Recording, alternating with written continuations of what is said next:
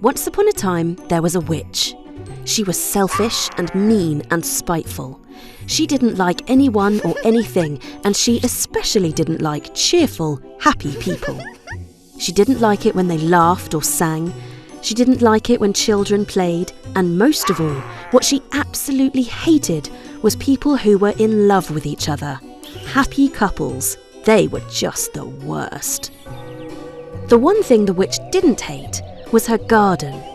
It was a lush green jungle of enormous and perfectly formed fruits and vegetables, surrounded by a high wall. Great spiralling towers of crisp, sweet runner beans, sprawling vines rich with pumpkins and cucumbers, trees overflowing with juicy apples and plums. The garden was her pride and joy, and she used her magic to pull all the goodness from the soil for miles around, to magically ripen the food and make it plump and delicious. Near to the witch lived a young couple. They had a garden of their own and worked hard to tend to it, but the witch's magic was draining their land of every bit of nourishment, and they could barely grow a bean. The man begged the witch for help, but she would not share, even though she had far more than she could ever eat alone.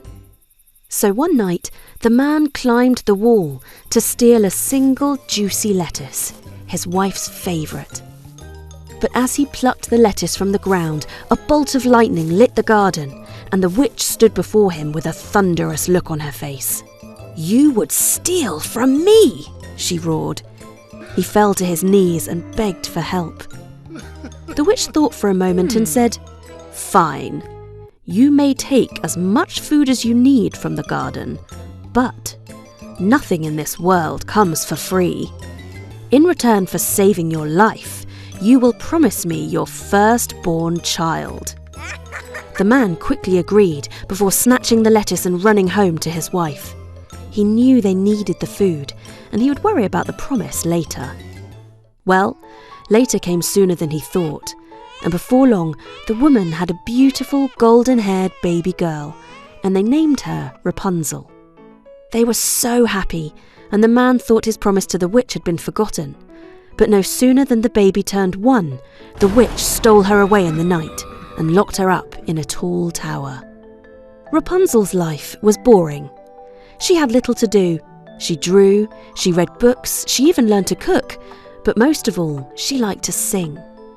Of course, the witch hated it, so Rapunzel made sure she only sang while the witch was away, which was most of the time.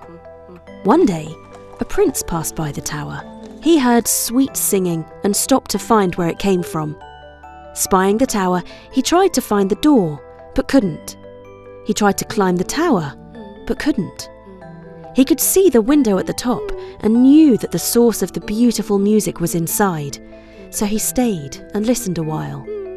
He watched, hidden, as the witch returned and the singing stopped. The witch called out, "Rapunzel, Rapunzel, let down your hair!" and a braid of gleaming golden hair tumbled from the window. The witch grabbed hold and was raised up to the window and disappeared inside. The prince watched and waited for the witch to leave again. Straight away he went to the bottom of the tower and called out the words, and the golden rope of hair was once again tossed to the ground. His heart beating in anticipation, he climbed to the top and came face to face with Rapunzel. She was shocked. No one but the witch had ever climbed her hair to the tower. But she looked into the eyes of the prince and saw the kindness and the hope there, and she dared to dream of freedom and happiness. The prince looked into Rapunzel's eyes, and he knew his life would never be complete without her by his side. For a whole year the prince would visit Rapunzel in her tower. He would tell stories of the world that he had explored, and she would sing for him. He even taught her some new songs from distant lands. She told him how eating from the witch's magical garden her whole life had made her magical hair so long and so strong. But the prince never stayed long, for fear that the witch would find out and hurt him, or even worse, punish Rapunzel. One day, he watched the witch leave as usual and quickly called to Rapunzel to bring him up. He was excited to show her a gift he had made her.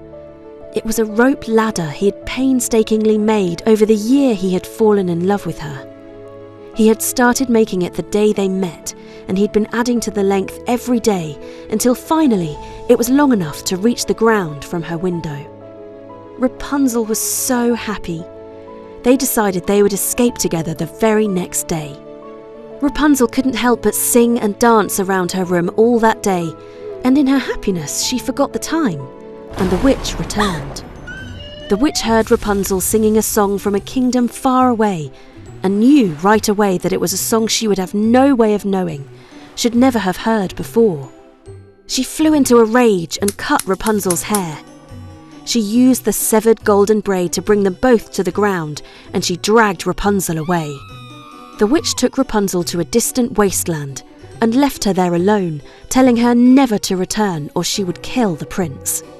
In all of her years in the tower, Rapunzel had become part of the magical garden, and without her, it turned sour. The fruit and vegetables rotted away, and the plants turned to thorns and nettles. The prince saw this and knew straight away that something was wrong. He climbed the magical hair that remained hanging from the window, wanting to help Rapunzel. As he reached the top, he came face to face not with his beloved, but with the witch. She cut the braid, and the prince went tumbling down, scratching his eyes on the thorns and becoming blind. The prince wandered through the land, listening out for Rapunzel's song, and Rapunzel wandered through the wasteland searching for her prince. The witch returned to her garden and found that no matter what she did, she could not return it to the paradise it once was. She used up all of her magic to fight back the thorns until she shriveled into a little grey worm and burrowed into the ground, never to be seen again. Rapunzel and the prince wandered for a year, until finally the prince heard the familiar, beautiful singing that he loved so much.